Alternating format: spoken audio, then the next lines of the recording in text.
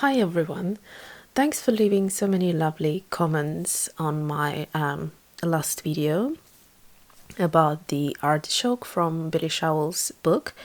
On the same subject, I wanted to share something with you. So like I said, I have been taking her classes, online classes, and I got really curious in how she mixes colors and things like that. So with the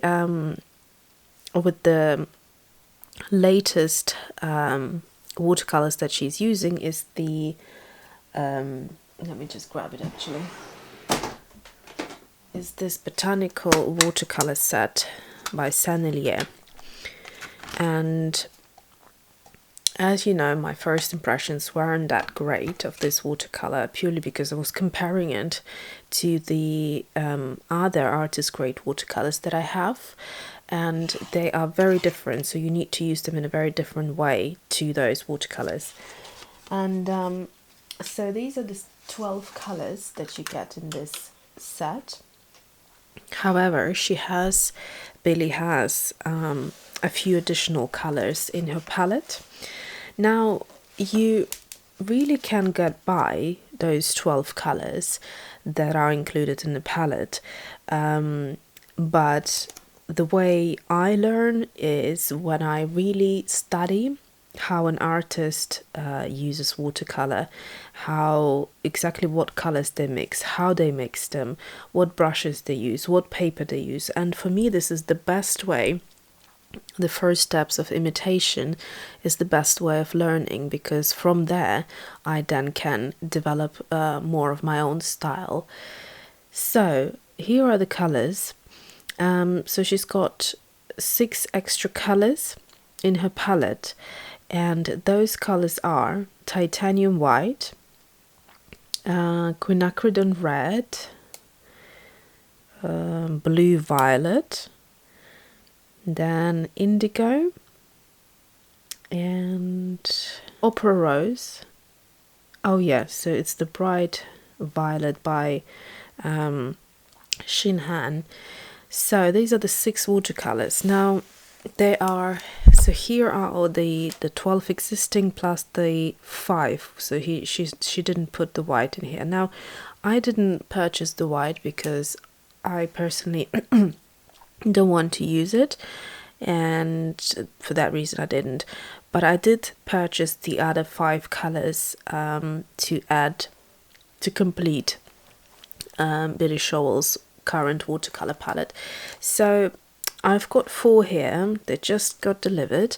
There is 1 in back order because they're out of stock. I ordered mine, all of these things that I'm going to mention in this video, I ordered from Jackson's Art, and currently the Sennelier Quinacridone Red is out of stock, and I think it's coming back on the 12th of Jan.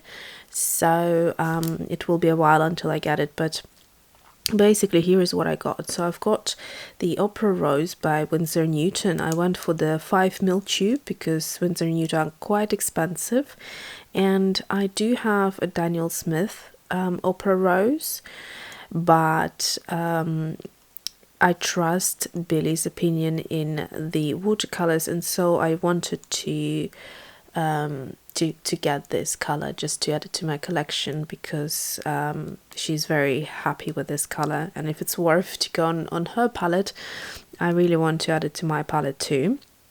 So that's 1.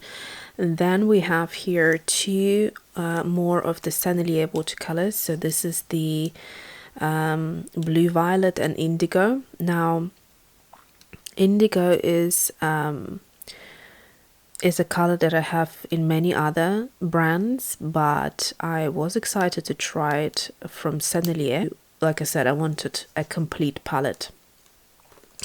So those are both our 10mm tubes, and then finally it's the Shinhan. Now this is the first Shinhan watercolor that I own, so I don't know much about the brand at all. But I do know that this is the bright violet that that Billy really loves, and it's supposed to be very, very beautiful.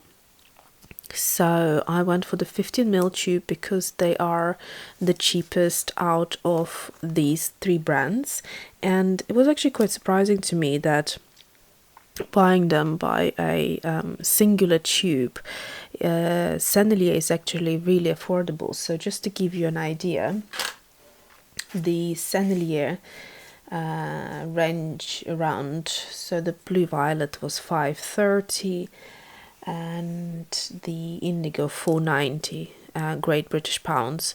So that's a very good price for a 10 ml tube. And then Winsor & Newton was actually £5.10 for 5 mls, which is half size of that, so it's twice as expensive really. And then surprisingly, Shinhan for 15 ml tube I only paid £6, so that's very, very affordable. And yeah, so the, like I said, the only one color that's outstanding from her palette is the quinacridone red. So once I got that color, once I get that color, I will then do the swatches of these sort of 5 additional colors to show. I have also ordered a few of her brushes. So she uses the Kolinsky Sable brushes. So this is a number 4. So the number 4, what I learned from her classes, is the brush that she uses for most of her watercolors. If she needs something bigger, then she'll go for a bigger size. But the main brush, or smaller as well, she does go sometimes down to the 2, but it's the 4 that she uses very, very regularly. So this brush comes on its own like that, but I have also ordered a set which includes the 2-6 and the brush called Eradicator, which really cracks me up because it's such a funny name to call the brush. But basically I will explain to you what Billy designed it for. So so this is what they look like, and they are, like I said, sable. They come to a really beautiful point. It's been really mesmerizing watching Billy use these brushes and how she uses them, and that you can, do most of the painting, detailed thin lines as well as bigger areas with just one brush. And it's the type of thing that I was actually after, but I was scared to purchase a sable brush because they are a lot softer and harder to control. But like I said, from having seen Billy use her brushes in all of her tutorials, it's I think I sort of know how to do it now. And yeah, I'm really looking forward to use this brush. The other thing I wanted to mention is that she advises to use an old brush, preferably a flat brush of this type of brush, to mix your watercolors first and not use the good brush for mixing it, because it will wear it out. And as you can see, the point is very, very fine, so you don't want to wear the brush out quickly. So if you mix the colors with this type of brush and don't really care, and you can really go into it and have a good kind of mix, then you can just use this brush for painting, is what she recommends. And the other thing is they are not too expensive. So this brush I think cost me about £11 or something like that. Let me just double check. Yeah, £11, 20 pence. So it's reasonable, I think. And for the set, it's about 32 pounds, I think, for 3 brushes, which again I think it's quite reasonable. So I'm looking forward to use this brush. I think I will wait for the other set, which is also in a back order, to arrive to do swatches, separate review for you.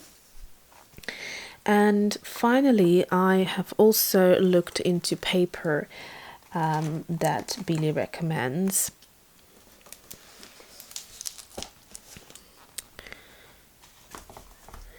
So in terms of paper, Billy seems to have used the Fabriano paper, which is also one of my favorites, but is super expensive. And I used a paper block before, but sort of kind of held off buying it again. And there was some sort of issue with the Fabriano paper. I'm not entirely sure what it was, but for that reason Billy said that she started trying out different papers. And so the other two papers that she really likes is the St. Cuthbert's Mill Bockingford, and that's the hot pressed right here. So it still has very mild kind of texture tooth to it. It's very smooth. It's 100% cotton and 300 GSM obviously, and it's kind of off-white. So if I put it next to the Botanical Ultra Smooth, you can see that the Botanical is whiter. This one is a bit off-white. So that's that. And then the other paper she mentioned was the Canson Moulin de Roy. So it's this one here, and it's the also 100% cotton, and it's hot pressed, and the size of it is 30 centimeters by 40, which fits perfectly into my IKEA frames because it's a 29 by 29 square. So I just need to cut it down. Now it's very smooth. Typically I do not like working on a such a smooth paper. It kind of intimidates me. I like to have a bit of texture, but I thought I want to try it because I want to paint some flowers, and flowers have a lot of detail, so it's harder to achieve that detail with cold press paper, and that is why I just want to show you as a comparison of color. So here is the Bockingford. It basically is the same color. The difference in texture is visible. So the Bockingford has a slight tooth, whereas the Moulin de Roy is completely smooth. So that's it. That's all I got. And there, like I said, there are a few things that I'm still waiting for. But I am really excited to try these things out that were recommended by Billy, and those are the things that she actually uses herself as well. She also uses papers which are, this is the 300 GSM, but I think she also uses the 640. It's basically the thickest paper, and I didn't go for that because obviously I'm not at that level, so I don't think I need that paper yet. So that is it, and thanks for watching, and see you soon.